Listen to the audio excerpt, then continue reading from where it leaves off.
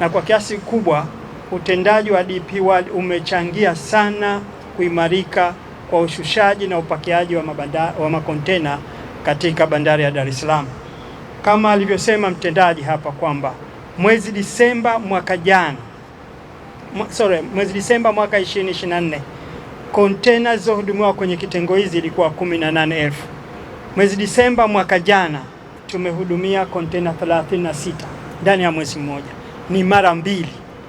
Tunategemea kasi hiyo itaongezeka na tutaenda tena mara mbili. Sasa changamoto kubwa iliyoko hapa ni kutoa kontena kutoka eneo hili kupeleka maeneo mengine.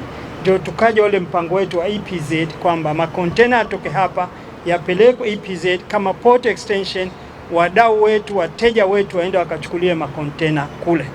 Kutokana na changamoto iliyopo, DP World wako hapa, lakini wametoa waiver, msamaha kwa wenye makontena hapa ndani ya wiki moja. Makontena yote hawezi kutolewa na hawezi kutolewa bure.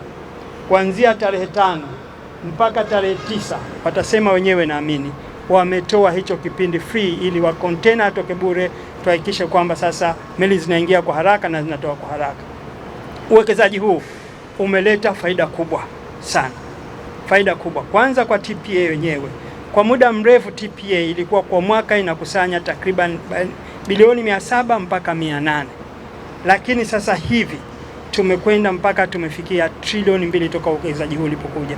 Trilioni 2.03 tokea uwekezaji wa terminal namba 1 namba 2 zilipoanza kufanya kazi. Haya ni maendeleo makubwa. Vile vile ushuru wa forodha kupitia TRA umeongezeka sana kwa msaada wa uwekezaji huu. Kwa vile uwekezaji huu sisi ni muhimu, na tutaendelea kuwekeza au kuweka mazingira mazuri kwa mwekezaji mwingine yoyote ili aweze kufanya kazi kwenye bandari na maeneo mengine, kuhakikisha kwamba tunachangia kwa kiasi kubwa uchumi wa nchi yetu.